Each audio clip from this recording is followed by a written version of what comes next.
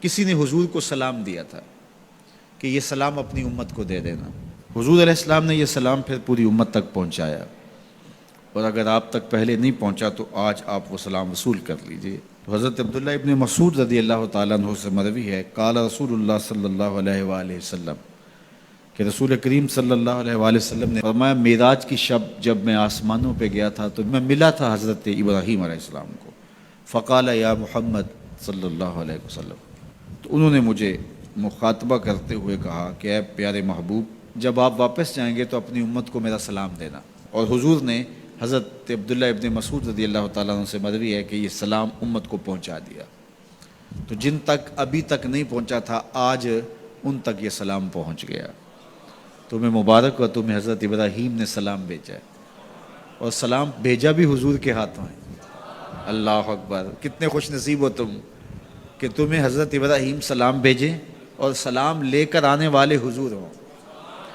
اللہ اکبر۔ تو یہ ہمارا اعزاز ہے کہ ہمیں یہ اعزاز ملا۔ میری خوش قسمتی میں تیرا امتی، یہ میرا اور آپ کا مقدر کہ ہم حضور کے امتی ہیں، ہمیں نبیوں کے سلام آ رہے ہیں۔ تو کہا کہ اپنی امت کو میرا سلام کہنا، اور انہیں میری جانب سے ایک پیغام بھی دینا، یہ خبر بھی دینا۔ اور وہ خبر کیا ہے؟ سنو، جنت کی جو مٹی ہے وہ بڑی پاکیزہ ہے، اور وہاں کا پانی بڑا میٹھا ہے، کھیت بڑے زرخیز ہیں، جو بھی بیج لگاؤ فوراً اگ جاتا ہے۔ تو جو زرخیز زمین ہوتی ہے تو پھر کسان چاہتا ہے کہ اس میں کچھ ڈال لے۔ وہ ہمارے پنجابی میں کہتے ہیں کہ وہ زمین وتر میں ہوتی ہے، تو بیج ڈالو گے تو جلدی اگے گا۔ 5 بیج ہیں جو وہاں بو گے تو وہاں خوبصورت گلاب کھلیں گے، وہاں خوبصورت چمن آباد ہو جائے گا، وہاں تمہارا اپنا باغ ہوگا۔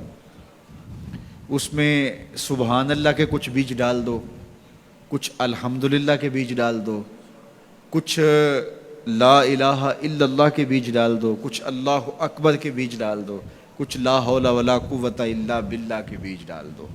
کہا کہ کھیت تیار ہے، سہاگا لگا ہوا ہے، زمین وتر میں ہے، پانی وافر ہے، مٹی اچھی ہے، موسم خوبصورت ہے۔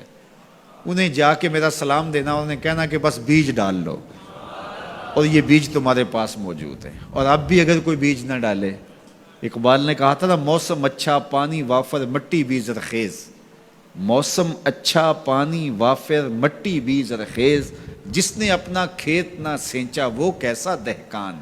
تو کہا کہ یہ 5 بیج تمہارے پاس رکھے ہوئے ہیں، اور یہ بیج ہمیں ہمارے حضور نے دیے ہیں۔ کہا بیج تمہیں دیے ہیں، کھیتی فرشتوں نے تیار کر دی ہے، باغ اچھا ہے، اور یہ پکی بات ہے تم بیج ڈالو گے تو فصل اگے گی۔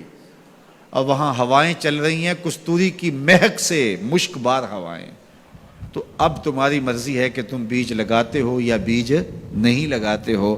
تو کہا کہ یہ حضرت ابراہیم نے پیغام بھیجا ہے آپ سب کے لیے، حضور کی وساطت سے یہ پیغام آیا ہے کہ جنت کی مٹی تیار ہے، اور سہاگا لگا ہوا ہے، پانی بالکل تیار ہے، اور کھیت بھی ہموار ہے، بس آپ نے جو ہے وہ چھڑکاؤ کرنا ہے بیج کا۔ اور یہ بیج 5 ہیں، اگر تم ڈال لو گے تو فصل اگ جائے گی، موج کرو گے، کبھی دعائیں دو گے کہ کسی نے کوئی نسخہ بتایا تھا۔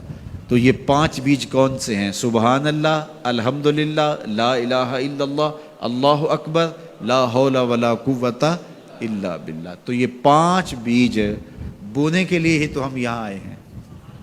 ہم گھر بار چھوڑ کے اس لیے آئے نا، گھر والے پوچھتے ہو کدھر جا رہے ہو، ہم کھیتی باڑی کرنے جا رہے ہیں۔